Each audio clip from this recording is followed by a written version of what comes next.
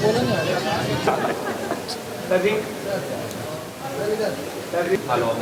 You all the best, God bless. हमने एक promo देखा तो बहुत अच्छा लगा, बहुत आती तो एक्चुअली हम कहीं और जा रहे थे, हम टाउन पहुँच रहे हैं, ऐसा डिले करके हमने कहा मूवी। अरे कैसे भाई,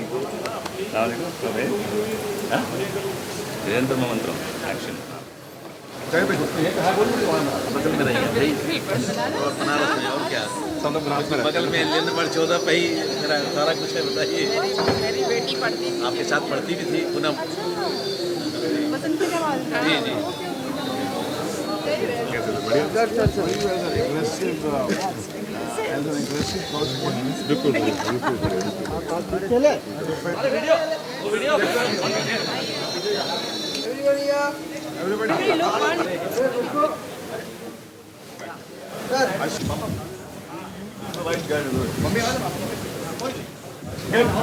There's a slide of his which was released in Hyderabad when we went for the launch of Tehilka. They were looking for money, they were raising money with that. The side of it seems to be different from the persona he has.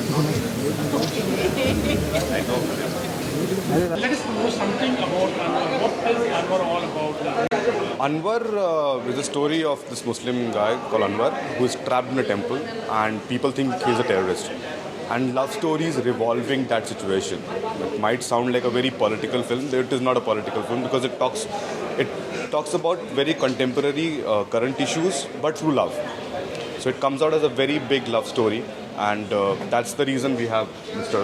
Lord Krishna also in the film, because we have around 11 love stories in the film and they all kind of get summed up through his love story, Lord Krishna's love story. You are yourself a writer for this film. What was the thing that inspired you, or it was, just you said in the temple to be right? So नहीं, basic जो inspiration है film का, that came from a short story written by Mr. Priyamwar. The name of the short story is Phalgun की एक उपकथा। तो जब मैंने वो पढ़ी तो मुझे काफ़ी इंटरेस्टिंग लगा उसका प्लॉट जो था, अनवर का प्लॉट। तो उसके इर्द गिर्द मैंने उसको लिखना शुरू किया। जब पहला ड्राफ्ट लिखा तो it became a very political film, then it became a very strange raw film. उसके बाद I wrote a third draft and it came out as a very big love story and I thought it's a better way of conveying something. It's like, you give a message, interesting message to the audience. You talk about a very contemporary issue, hardcore issues, but through love, and that kind of makes the film much more bearable than my first feature film Matrabhumi, I guess. Talk something about how did you decide the character that Siddharth is the prince? Yeah. Maybe Siddharth is not that well. Okay. Yeah. Manisha Koirala का भाई है. That way he is good. What vision you had when you thought about it? Well हुआ क्या कि film की बाकी casting सब हो गई थी हमारी, सिर्फ अनवर की कास्टिंग नहीं हो पा रही थी क्योंकि बहुत सारे लोगों से मुलाकात की, कुछ वर्कआउट ही नहीं हो पा रहा था क्योंकि जो अनवर का जो किरदार है उसे लॉर्ड कृष्णा का रोल भी प्ले करना है फिल्म के अंदर। तो बड़ा मुश्किल हो रहा था कुछ डिसाइड कर पाना, क्योंकि कुछ एक्टर थे वो अच्छे लग रहे थे मुस्लिम कैरेक्टर में, लेकिन उनको कृष्णा बनाते थे तो अच्छे नहीं लगते थे, कुछ कृष्णा में अच्छे लगते थे, मुस्लिम में अच्छे लगते नहीं थे।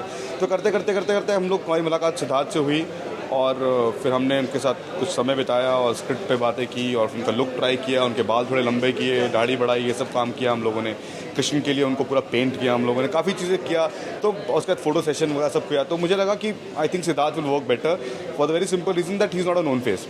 तो शायद वो बिलीवेबिलिटी ज़्यादा आए, he would look like Anwar or he'll look like Lord Krishna, rather than some big guy playing Lord Krishna.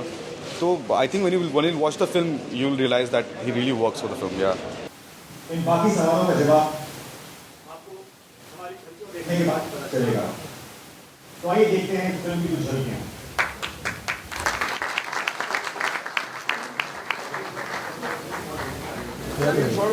और आपको गाने पसंद आएंगे फिल्म के, और जब फिल्म रिलीज होगी तो आपको फिल्म पसंद आएगी।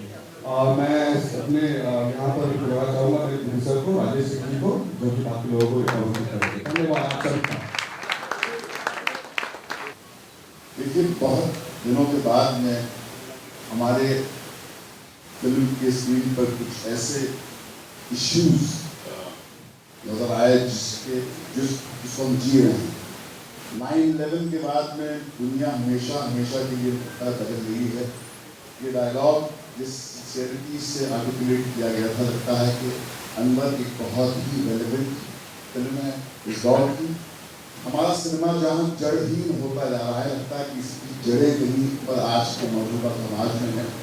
और इसके लिए मैं बधाई दूंगा हमारे डायरेक्टर साहब को, प्रोड्यूसर साहब को, कि उन्होंने जुगा करके ऐसी फिल्म बनाई, क्योंकि इस एंटरटेनमेंट के एज में ऐसे गंभीर इश्यूज के बारे में सोचना ही कहीं पर आजकल एक पाप हो गया है। आप लोगों ने तो फिल्म बना ली और यकीनन ये फिल्म झंझोड़ेगी, ये लोगों को जगाएगी, इसमें कॉन्ट्रोवर्शियल फीडबैक भी आएंगे, मगर जो काम, जो पुस्तक या लेख या सिनेमा आपको प्रवोक नहीं करे, वो शायद उसके अंदर वो शिद्दत नहीं होती, वो जान नहीं होती।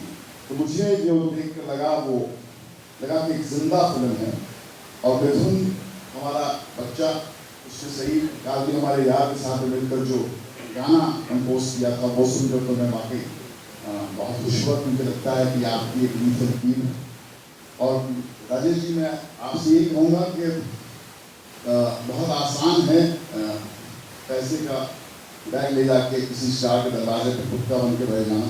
ऐसी फिल्मों को सपोर्ट करना बड़ा मुश्किल होता। मैं बहुत दाद देता हूँ आपकी जरूरत की।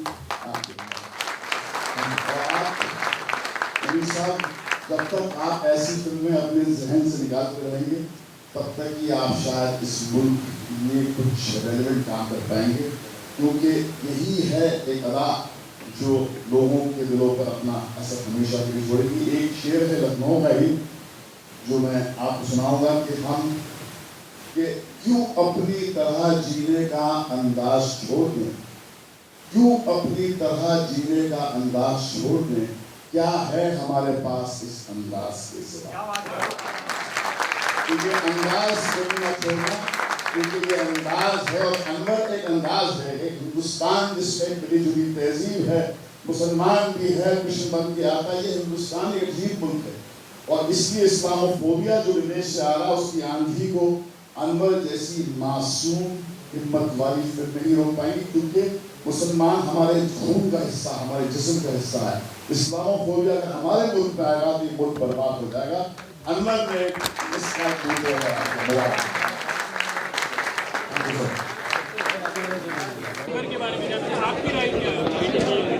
एक अरसे के बाद में हमारी हिंदुस्तानी स्क्रीन पर कुछ ऐसे दृश्य नज़र आए, कुछ ऐसे संवाद सुनाई दिए जो हमारी हिंदुस्तान की और विश्व की मौजूदा असलियत से लगता है जुड़े हुए हैं। जहां हमारा सिनेमा दिन पे दिन जड़हीन होता जा रहा है, लगता है कि अनवर की जड़ें जो हैं हिंदुस्तान की सच्चाई में कहीं पर हैं।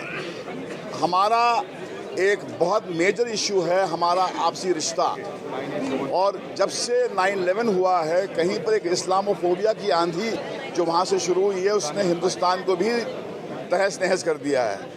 हिंदुस्तान में हिंदू मुसलमान का रिश्ता बिल्कुल ऐसा था कि जिस्म का एक हिस्सा का रिश्ता जो दूसरे हिस्से से होता है, और कहीं पर हमारे बीच में कहीं पर एक दरार आई है। इसको पहचानना, इसको रोकना हमारा कर्तव्य है, और मुझे लगता है अनवर ये कर्तव्य पूरा कर रही है। एक ऐसे दौर में जहाँ पर मनोरंजन जो है वो सबसे इम्पोर्टेंट चीज़ समझी जाती है, एक गंभीर इश्यू को लेना और उसको इस ईमान से, इस पाकीज़गी से निभाना बड़ा मुश्किल है। इसके लिए मैं मनीष और राजेश और सारी टीम को बहुत बहुत बधाई देता हूँ।